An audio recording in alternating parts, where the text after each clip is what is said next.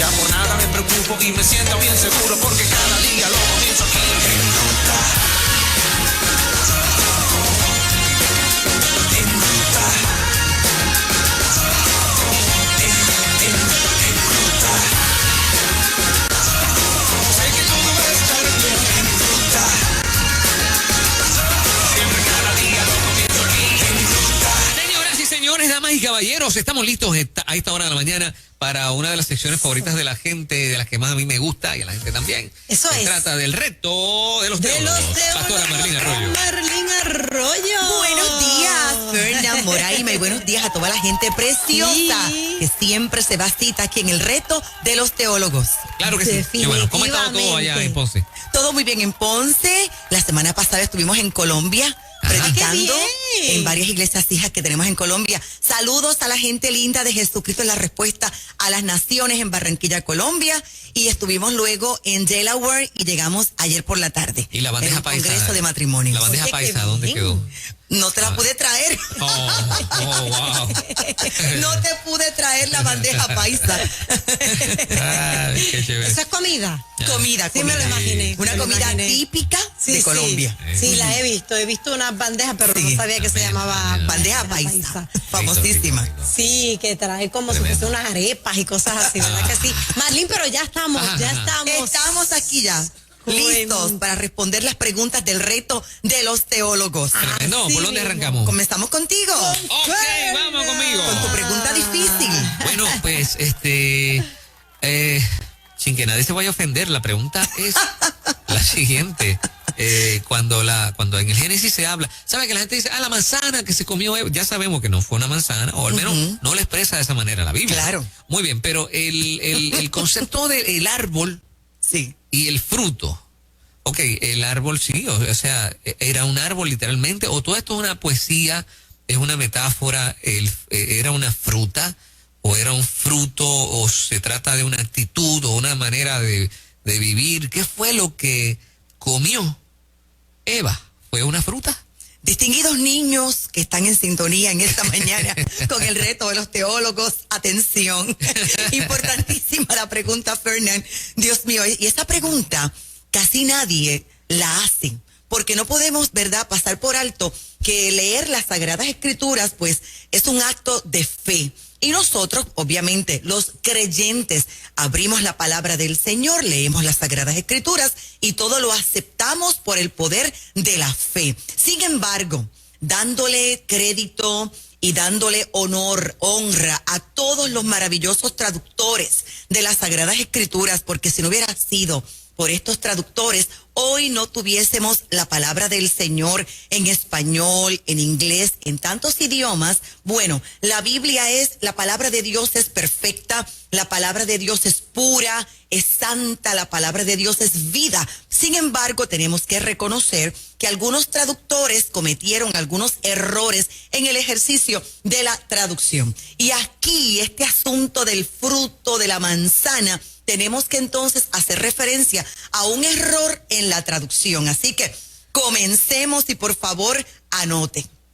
En la historia de Adán y de Eva, como todos sabemos, el primer hombre y la primera mujer, pues se produjo un error en la traducción que va mucho más allá de cualquier convicción, y es que jamás existió una manzana, Fernán, como un fruto prohibido, jamás. Ahora, ¿de dónde viene esto de la manzana? Que aún lo encontramos en las Biblias que utilizan los niños porque tienen diferentes dibujos, y ahí está Eva probando la manzana y dándole un poquito de la manzana al hombre. Para poder entender este error en la traducción, tenemos que retroceder a muchísimos siglos en el tiempo, pero vamos a repasar lo que dicen los libros, no solamente la Biblia, Fernán, también el Corán habla sobre esto. Bien. Y es que los libros cuentan lo siguiente, que el hombre llamado Adán fue creado primero, que luego el Dios Todopoderoso dijo, no es bueno que el hombre esté solo. Y ahora Adán se quedó dormido y de la costilla de Adán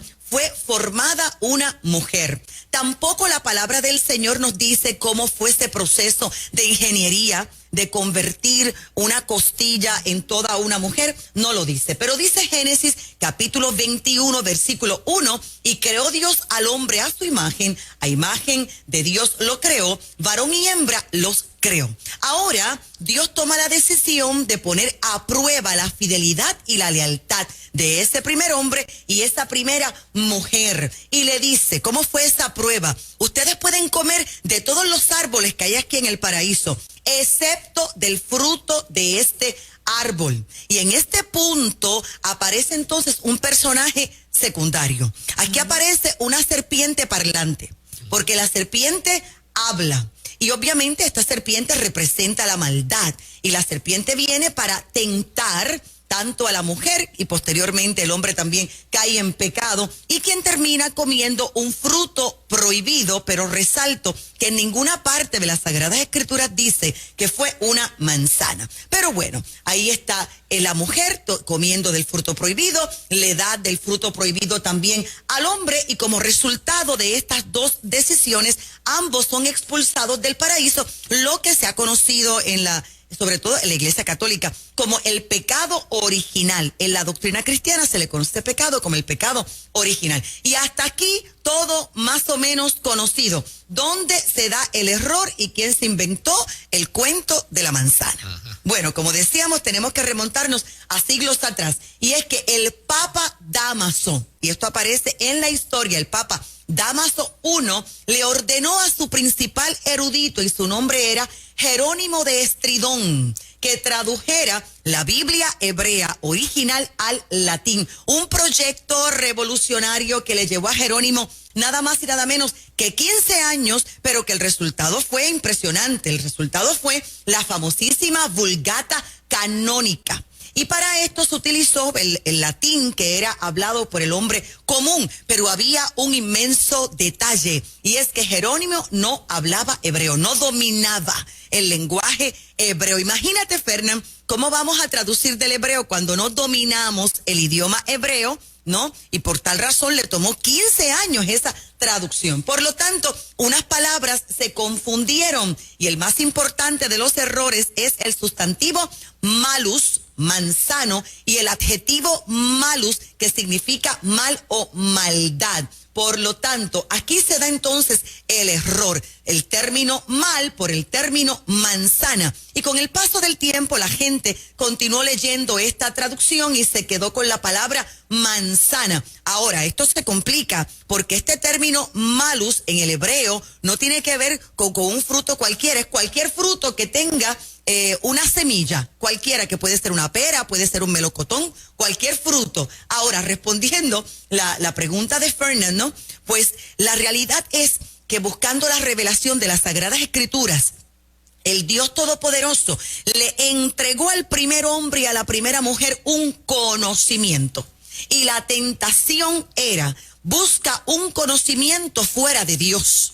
Busca un conocimiento. La serpiente lo que dijo fue, bien sabe Dios que si ustedes desobedecen y toman de este fruto, los ojos se le van a abrir y van a tener el conocimiento del bien y del mal. Y básicamente así fue. Por lo tanto, independientemente de que queda claro de que no fue una manzana, sí hubo un árbol, sí hubo un fruto, eso dice la palabra del Señor. Hubo un error en traducción, la iglesia hizo absoluto silencio ante ese error de la traducción. Pudiera ser, Fernand, que la misma iglesia de Jesucristo dijera, quedó bonito esto de la manzana, o posiblemente pudieran simplemente decir, ni siquiera nos hemos enterado del error de la traducción. De todas maneras, allí quedó el fruto, pero Dios le entregó un conocimiento al primer hombre, la primera mujer, y ellos se dieron a la tentación deseando un conocimiento fuera de Dios llamado maldad. Así que comieron un conocimiento que no debían. Exactamente.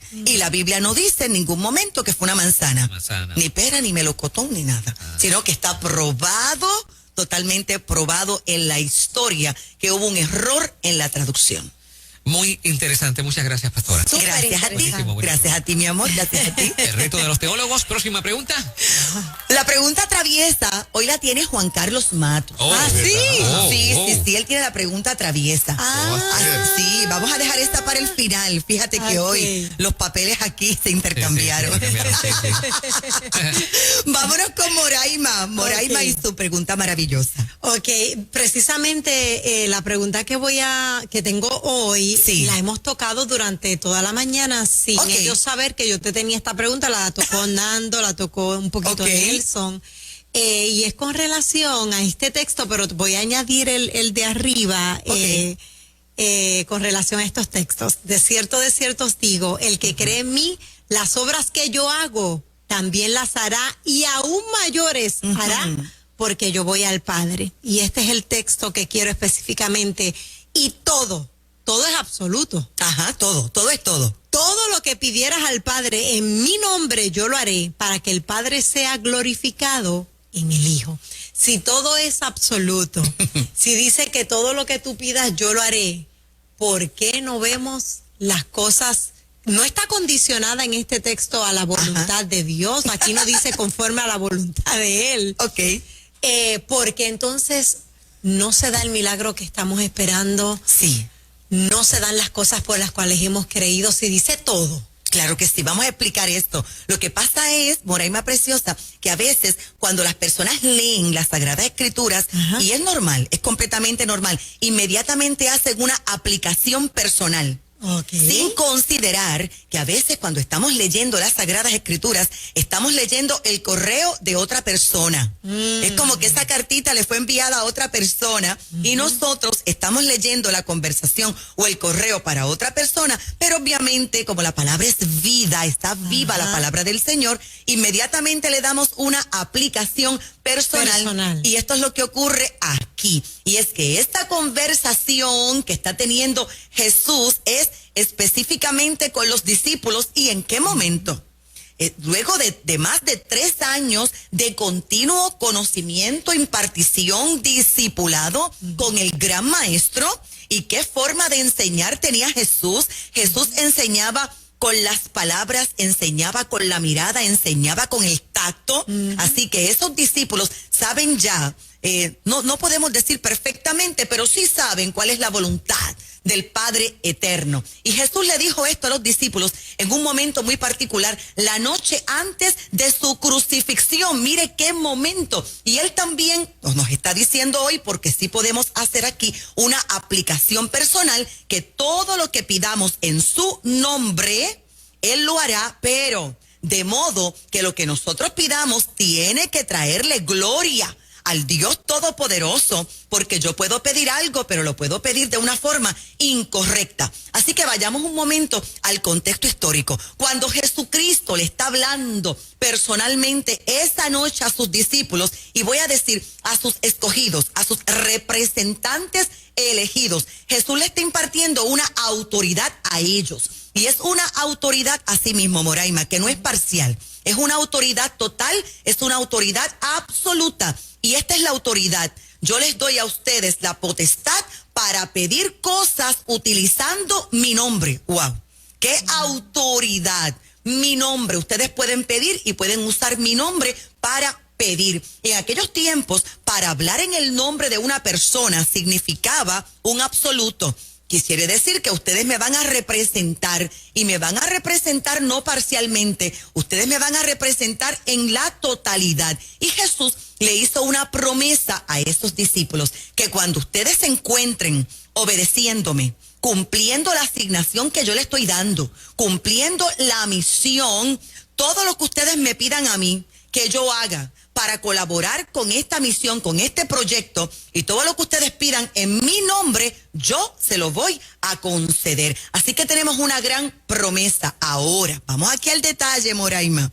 Un recién convertido o un creyente superficial inmediatamente va a hacer de este texto una aplicación personal y lo podría hacer por una motivación incorrecta, simplemente porque todavía no ha estudiado a fondo la palabra del Señor o no ha conocido suficiente el corazón del Dios Todopoderoso. ¿Qué dijo Santiago? Capítulo 4, versículo 3, porque la Biblia no se contradice. La Biblia se edifica constantemente, se valida constantemente. Dice la Biblia, piden y no reciben porque piden con malos propósitos para gastarlo en placeres. Y aquí tenemos la razón por la cual alguien puede hacer una oración, mire, con una oratoria espectacular y terminar diciendo, en el nombre de Jesús, amén. Y jamás va a recibir nada, porque si la persona pide fuera de la Biblia, fuera de la voluntad, con un mal propósito y pensando en placeres personales, créalo que por más que usted diga en el nombre de Jesús, usted no lo va a recibir. Así que tenemos que entender que orar en el nombre de Jesús significa que yo voy a aceptar la voluntad de Él, que yo voy a aceptar los planes y propósitos que Dios tiene conmigo, que yo voy a aceptar los procesos, porque el Dios Todopoderoso me va a procesar. Por lo tanto, quiero finalizar la respuesta con unos consejitos de cómo usted debe orar para que pueda recibir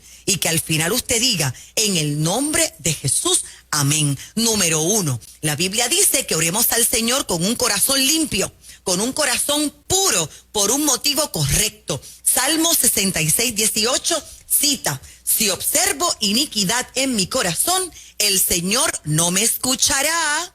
Eso dice la Biblia. Bueno, vamos a orar en el nombre de Jesús, está bien, como oran algunos hermanos, en el nombre del Padre, del Hijo y del Espíritu Santo de Dios. Pero primero nos vamos a asegurar que lo que estamos pidiendo, Dios lo desea para nuestra vida. Primera de Juan 5:14 dice, y esta es la confianza que tenemos delante de Él, que si pedimos cualquier cosa conforme a su voluntad, Él nos oye. Y finalmente, en el nombre de Jesús, pero vamos a orar con fe. Mateo 21, 21 y 22 dice, si tienes fe y no dudas, se hará. Y todo lo que pidieras en oración creyendo, lo recibirás. Y finalmente Gálatas 2:20 dice, con Cristo he sido crucificado y ya no soy yo el que vive, sino el Cristo que vive en mí, y la vida que ahora vivo en la carne, la vivo por fe en el Hijo de Dios, el cual me amó y se entregó a sí mismo por mí. Y el apóstol Pablo lo que está diciendo es, Cristo vive dentro de mí, sus deseos son mis deseos, su voluntad es mi voluntad, y lo que yo pido es exactamente lo que Él quiere. Amén. Así que ora en el nombre de Jesús, conforme a su voluntad. Te lo voy a poner un poquito difícil, claro, todavía claro. No termina. Dale. ¿Qué pasa? Porque cogí la línea de Moraima. Sí. ¿Qué pasa cuando la petición es noble? Yo estoy orando para que Dios sane a un familiar mío que tiene cáncer y se me está muriendo. Sí. Y finalmente murió. Sí. ¿Qué pasa cuando la petición es noble? No es para mis placeres, no es para el placer de nadie, es una petición tan noble como la sanidad y el levantamiento de una persona. Claro. Y no pasó. Porque no es la voluntad del Padre. Yo lo viví con mi papá. Déjame testificar rápido a toda velocidad. Mi papá le dio un derrame cerebral a los 66 años de edad. Entonces yo tenía urgencia de que no se muriera y yo clamé y yo supliqué y yo lloré por eso, porque mi papá no había recibido a Jesús como su único Señor y Salvador. Sin embargo, hice mi último intento, agarré la almohada y lloré, y mi papá sí se murió. Así que ya después de muerto yo hice mi última oración al Dios del cielo y dije, y lo confieso, Padre, te voy a hacer una oración antiteológica. Yo te voy a pedir que si todavía tú puedes hacer algo más allá de la muerte, por favor, hazlo. Y yo clamé por la salvación de mi papá. Pero allí estaba papi, muerto, en el ataúd, y dio la impresión que el Dios Todopoderoso no me respondió una oración tan linda como esa. Yo quería más tiempo para su salvación. Un año más tarde, yo estaba en mi congregación en un evento profético. Invité a un profeta Hernán Acosta de Argentina. Y este profeta que nunca me había visto, yo lo invité por recomendación de amigos. Al conocerme me dice, entonces usted es Marlene Arroyo.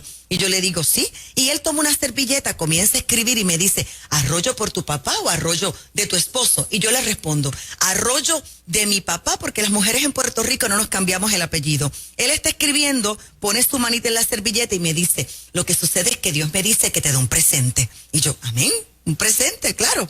Me da la servilleta y la servilleta la tengo y lee, José Arroyo está en mis brazos. El profeta enviado por el Dios del cielo vino para explicarme la razón por la que Dios no me respondió mi oración. El profeta me dijo, me lo tuve que llevar para poder salvarlo. Él escuchó tu última oración y el profeta me citó hasta la oración que yo le hice a mi papá y me dijo, era el tiempo de yo poder llevármelo. Si no me lo llevo en este tiempo, comete pecados, errores y se pierde. Y me dio la explicación. Entonces hay veces, ¿verdad?, que pedimos unas oraciones que son tan lindas, unas oraciones que son tan nobles. De hecho, oramos y ayunamos. Y esto no garantiza que sea una oración buena, no garantiza que Dios la vaya a responder, porque Dios conoce los corazones y el Dios Todopoderoso ha determinado nuestros tiempos. Y el Dios Todopoderoso podría decir no y no te respondo porque no es mi perfecta voluntad. Tengo planes superiores a ese. Ahí está. Tiene una segunda parte, pero el miércoles yo la hago. Claro que sí, claro que Muy bien, sí. muy bien. Claro que sí. Nuestros caminos que no son sus caminos. Parte 2. Claro. Excelente, Marlene, excelente. Claro que sí. El reto de los teólogos. Juan Carlos La Matos. pregunta traviesa. Mira, yo llevo en Cristo 30 años. 30 años en Cristo y siempre he escuchado, el martes fue un pic leve en el segmento de MacDiel, pero siempre ha sido una inquietud de mi corazón porque cuando tú lees la Biblia yo no encuentro lo que los teólogos enseñan de los famosos 400 años de silencio de Dios. Ok.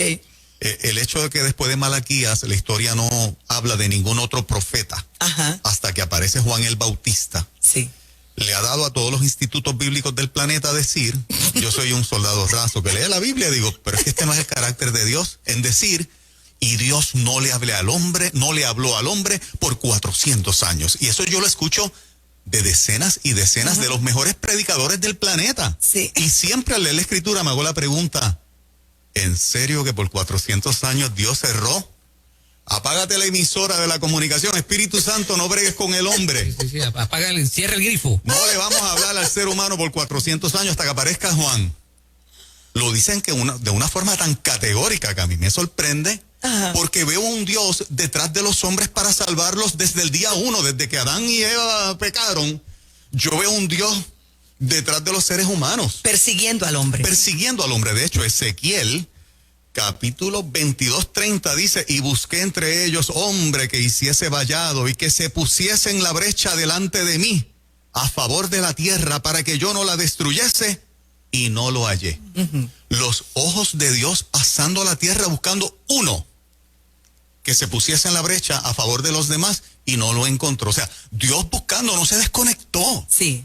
¿De dónde sale una afirmación tan categórica de los institutos más avesados del mundo en decir una cosa que a mí no me encaja con el carácter de Dios? Y si a esto le añadimos que el hombre estaba muerto en delitos y en pecados, y que un muerto no puede hacer nada por sí mismo para poderse levantar, para poderse resucitar, y que al final del camino todo comienza con Dios, da la impresión como que de repente Dios nos abandonó. No, porque la Biblia es clara cuando dice que le amamos porque Él nos amó primero, y todo este proceso de salvación y vida eterna lo comenzó Él y no depende absolutamente del hombre, ¿verdad? Ahora, con esto dicho, yo me he reído con esta pregunta cuando yo la he leído anoche, me reí yo no sé cuántos minutos con Juan Carlos y yo dije, esta es la pregunta traviesa del reto de los teólogos, porque ciertamente cuando preguntamos esa página en blanco que tiene la Biblia entre el antiguo pacto y el nuevo pacto,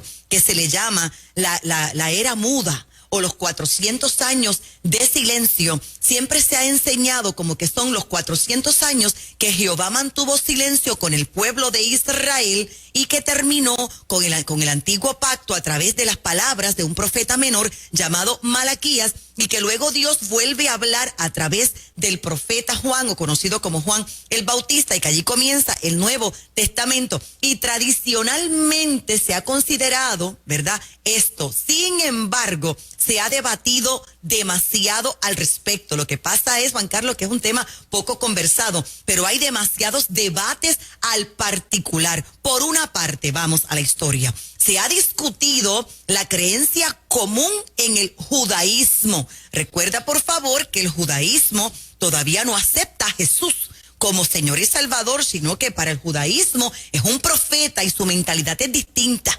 Y para el judaísmo el cielo se le cerró. Para el judaísmo el Espíritu Santo se retiró de Israel y por tal razón a partir de Malaquías no fue escrito otro libro que pudiera ser aceptado en la Biblia hebrea. Podemos entender un poquito la mentalidad del judaísmo, ¿verdad? Porque en algunas ocasiones sí, el cielo se le cerró. Estuvo el profeta Elías, quien profetizó cielo cerrado sin lluvia por 3 años consecutivos. También tenemos en los tiempos del sacerdote Elí, cuando de hecho la nuera de Elí gritó, Icabod, la gloria de Dios se ha ido. Y el Señor dijo palabras duras en ese momento histórico. Pero el protestantismo no lo interpreta de esta manera, porque no es lo mismo ausencia de literatura que ausencia de voz de Dios. Voy a repetir esto. No es lo mismo ausencia de literatura que ausencia de voz de Dios. Y voy a hacer un paréntesis de forma inmediata. La primera vez que yo escuché la voz de Dios, yo estaba, recién casada. Recuerdo que fue una mañana, como a eso de las 6 de la mañana. Yo había orado al Señor una oración simple. Y es que mi pastor me había nombrado a Carlos y a mí, recién casados, como líder del departamento de matrimonios, y yo estaba tan entusiasmada que yo me encerré con Dios para hacer una pregunta. Y dime qué nombre le pongo al ministerio. Mire qué pregunta más simple. Y al amanecer, por primera vez escuché la voz audible del Señor en mi oído derecho cuando me susurró, pactos de amor. Mire, yo ni al pacto de amor le hice mucho caso. Yo quedé enamorada de la voz del Señor. Ahora, yo no dejé eso publicado en ninguna parte. Ahora que se lo estoy contando a ustedes y a los cercanos que le he comunicado, pero yo no lo he escrito. Por lo tanto, si Cristo no viene antes, el día que yo me vaya de aquí, jamás quedará evidencia de que Dios me habló y que Dios me dijo en mi oído pactos de amor. Por lo tanto, no podemos ser tan categóricos en decir que Dios jamás le habló a alguien en esos 400 años de silencio. Vamos a explicar rapidito. Para el protestantismo, lo que se cerró no fue la boca de Dios. Lo que se cerró fue el canon del Antiguo Testamento. De hecho, ni siquiera hay un acuerdo si Esdras y Nehemías vivieron antes, en los mismos años o después del profeta Malaquías. A esta página en blanco también se le conoce como intertestamento. Y varios expertos, incluso protestantes, han llegado a la conclusión de que Eclesiastés y aún el libro de Daniel fueron escritos posteriormente y el periodo intertestamentario comenzó apenas en el siglo IV antes de Cristo o aún más reciente. Ahora, vamos a complicarlo un poquito más. Esto se hace mucho más complejo porque si consideramos la fe católica y la fe ortodoxa, que tienen unos libros que los protestantes le llamamos apócrifos, pero que ellos le llaman los libros deuterocanónicos, que son 7, que ellos los consideran parte de la Biblia, y no aparece en la Biblia protestante, porque no aparece en la Biblia hebrea. Imagínese usted cómo se complica ese periodo donde allí también se pueden incluir los libros deuterocanónicos o los libros apócrifos. Y si fuese así, entonces Dios habló durante esos 400 años también. Ahora, finalizamos con un gran erudito, un gran teólogo. Usted puede buscar información sobre él porque está muy accesible. André Paul. André Paul es un erudito destacado francés, educador, escritor en los campos de teología, estudios bíblicos, judaísmo antiguo, y dijo lo siguiente. Dijo, no podemos limitarnos a fechas fijas impuestas a posteriori por criterios dogmáticos y polémicos, sino que dejemos este espacio como un periodo abierto determinado por las condiciones reales de producción literaria de los grupos humanos que escribieron y transcribieron lo que consideraron sus Escrituras. A esto vamos a terminar la respuesta diciendo que la mayoría de los libros del Antiguo Testamento no quedaron escritos de una sola vez por el primer autor cada uno, sino que fueron una obra colectiva que tomó mucho tiempo, una obra colectiva que se prolongó en el tiempo, y otro tanto también se aplica al Nuevo Testamento. Conclusión entonces, bajo ningún concepto podemos concluir que la boca de Dios se cerró. Lo único que podemos concluir es que no aparece producción literaria que pueda ser aceptada por todos los grupos religiosos que podamos incluirla en esos supuestos 400 años de silencio. Mi opinión personal, Dios habló. Dios está hablando y Dios continúa hablando y la boca de Dios nunca se ha cerrado. Amén. Wow. El resto de los teólogos. Gracias, Marlene. No, gracias a ustedes por estas preguntas tan maravillosas que le aclaran a la gente. Ajá, ¿cómo la gente puede conseguirte y tener este material tan valioso? Porque claro que sí, hemos aprendido muchísimo. Claro que sí, puedes llamarnos al 787-644-2544. Tenemos un canal de YouTube, asimismo, canal de YouTube Marlene Arroyo, y un podcast Marlene Arroyo. Y no te olvides que tenemos nuestro libro. Hemos escrito 4 libros, pero este es el más reciente.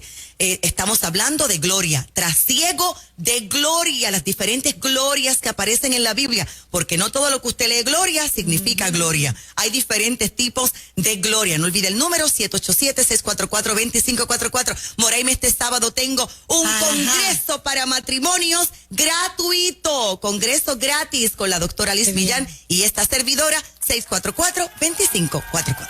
Gracias, Marlene Arroyo. Muchas bendiciones. El resto de los teólogos en breve.